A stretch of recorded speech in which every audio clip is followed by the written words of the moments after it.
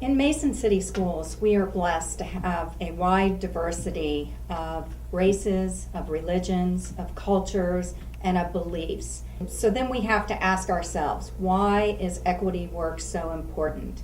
All of our students have only 1 year at second grade or only 1 year in 10th grade. And so it's really critical that we as educators keep this charge in mind and we think about what is the best way that we can help them achieve academically, socially, emotionally. In other words, our charge is to help our students become their personal best. And equity is a part of that. We have to be very intentional about about access for students and making sure that no student is left behind or is hindered by their race, their religion, their socioeconomic status, or their beliefs or culture. Every student ought to be able to walk down the halls feeling as if they belong, as if they're going to be challenged, as if we're going to hold high expectations for them, and also as if they matter to us. I think it is our job as educators to inspire hope in students. Hope is one of the factors that is most influential in how a student approaches college or approaches life. As educators, we have a tremendous responsibility, and we can also have a tremendous impact on students and on their sense of hope and on their sense of efficacy. And that's why this diversity work is so important. What's your experience been like in Mason? Really awesome, actually. Yeah. I love our schools. If we had to change, I would be very upset. I mean, I had a couple years which were like kind of bad, but otherwise. How were the years that were what years were they that were kind of tough? Well, I don't remember the exact years, but they're usually like 3rd, 4th grade. When I was little, the kids were nice. They were like easy to talk to, very welcoming. Teachers were nice. Most teachers I had were nice. I don't know, it's just easy. The teachers seem like they know what they're talking about most of the time, so it's easy to learn and it's easy to ask questions, and it's overall a good learning environment. I like it. What does it mean to you to be a black student in Mason? Handful. Handful. What does that mean? Very few. Like, it feels like there's none, but yeah, just like very few. Do you feel that it's good to be a Hispanic student in Mason, or do you feel sometimes it's negative to be a Hispanic student in Mason? Well, kids are nice. They don't really like make fun of me or anything, and so yeah, I consider it good because I'm different than everybody else, and sometimes me and my sisters will kid about being American because like it's different. When people have like an idea about a different country, they don't realize that that country may have an idea about them. And so like sometimes when me and my sisters are joking about being American, we'll be like, that's so American, or you're white. And so I guess it's important for them to realize that there are stereotypes for America, not just other countries. How would you define what is American or what is white? Like eating out all the time, or like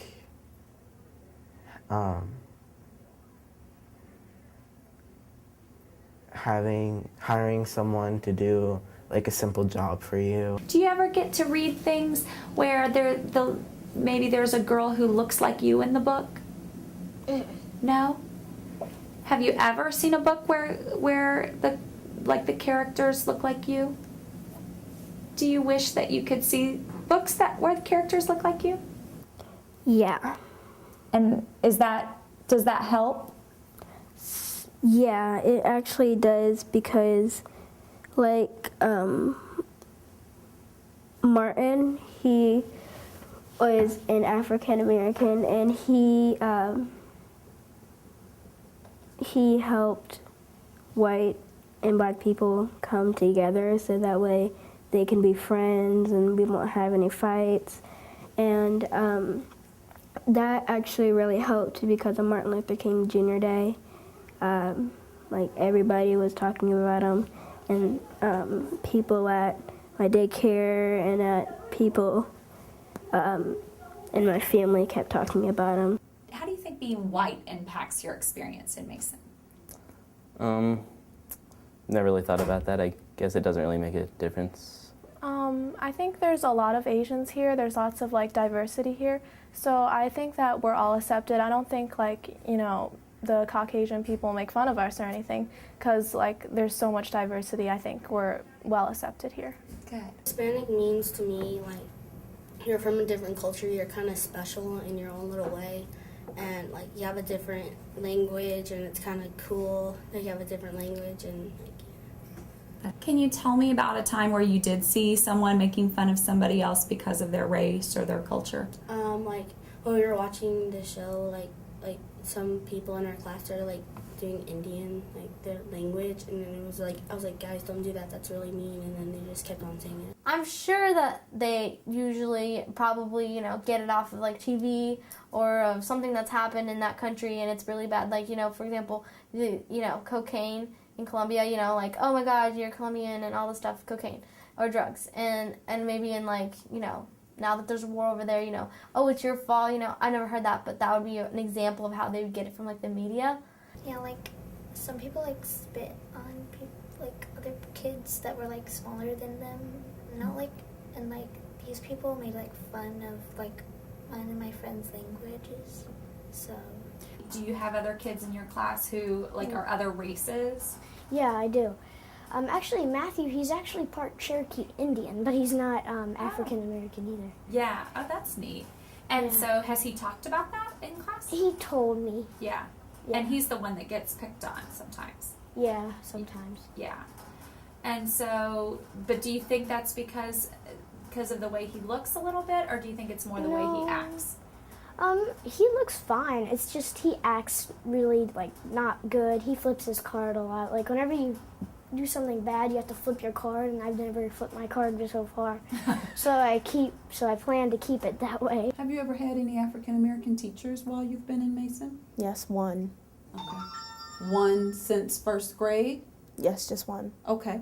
And has that experience for you been any different from when you did not have any teachers that were African American? No, she never treated me any different. I mean, like, I still see her now, and she's a really nice teacher. Like, if I make any mistakes, and some people will make fun of me like that, so. I guess it helps you in a lot of things. Like we had Spanish this last try, and that helped me in that a lot. Did you like taking Spanish? Yeah, I like taking Spanish. Yeah.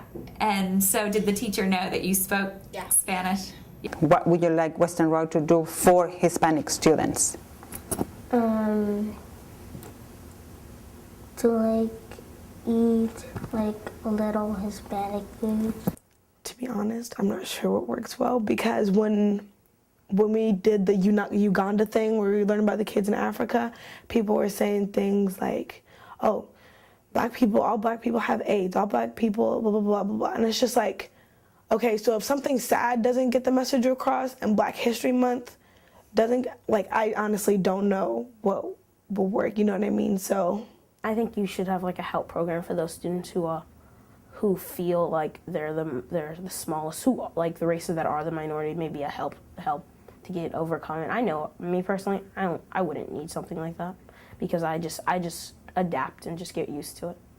And then I just think of myself as the rest of everybody, but I know of some students who like don't think that they're like everybody, and they'll separate themselves. What do you think that teachers could do to help that?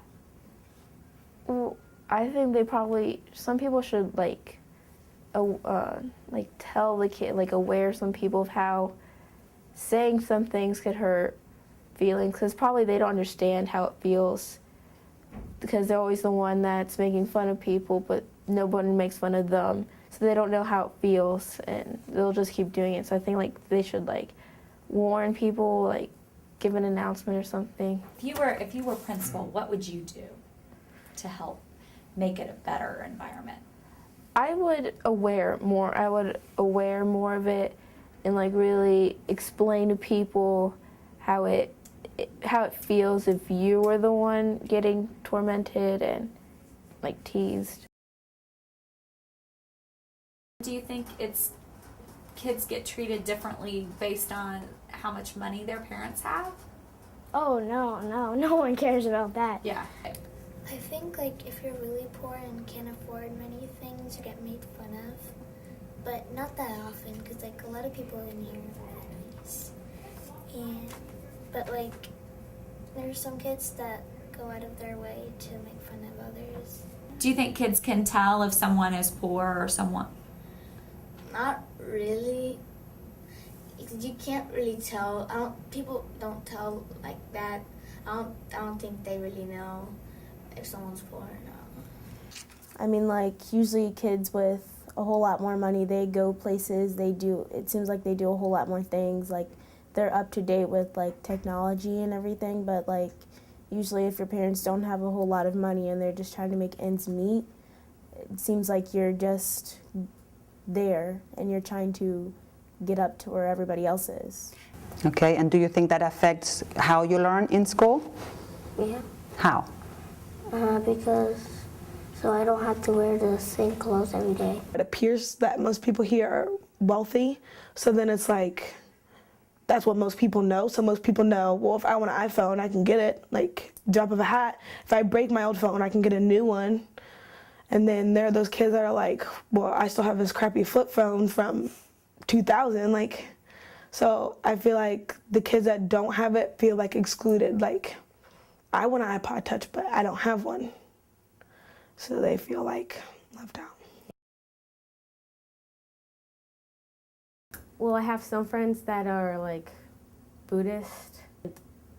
I don't really know all the exact names because I think this one girl has a religion, Sikh. Sikh? Uh-huh. Uh-huh. Yeah. And it's interesting how like we notice that lots of our religions are kind of the same in some ways.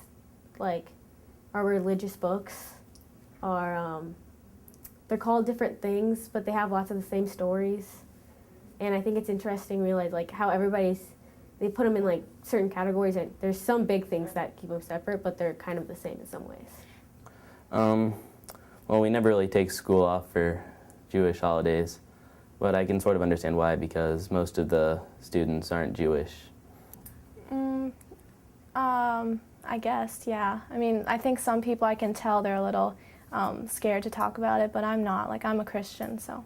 There's a lot of people who are very religious and very Christian, because I know lots and lots that are really Christian and stuff, and definitely there's a lot of jokes on racism because of faith sometimes, and there's a lot of stereotyping. I'm really religious. I'm Catholic, and I definitely use religion as a big role in choices that I make in high school, and I wish that I could, be like, this is how I feel about what you're doing, so, you should probably rethink it.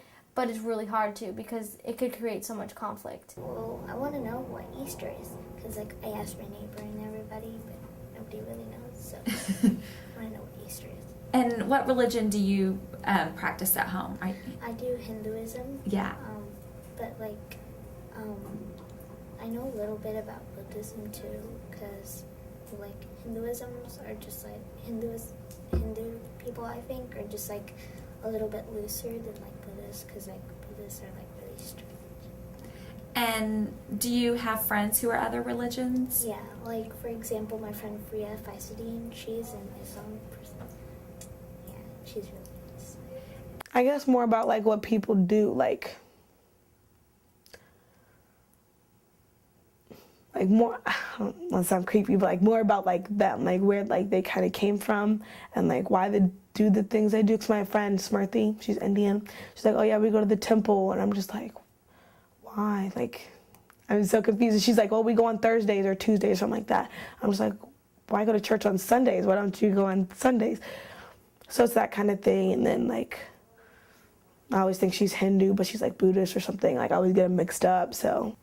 And 9/11 happened when I was in 2nd grade, and my best friend, we were seriously like lived at each other's houses. And when 9/11 happened, her mom wouldn't let her hang out with me anymore. That was really hard for me. Absolutely. And so, if you were, thinking about that, and obviously 9/11 was such a big, monumental event, and it makes it even more amazing to watch, because of course that's been a specter of growing up for you and for kids your age. So in thinking about that, how do you think adults at that time, did you have like the language to talk about it? Did you talk about it with your family? Did it ever come up at school at that point? It didn't. It was hard too. You were in 2nd grade. You didn't know what was going on. It was hard. Like I told my brother this morning before he was going to school, I told him, if anything happened, just call me. And he was like, oh, nothing's gonna happen. And I was like, you don't know that. Like I've been through that. It's hard.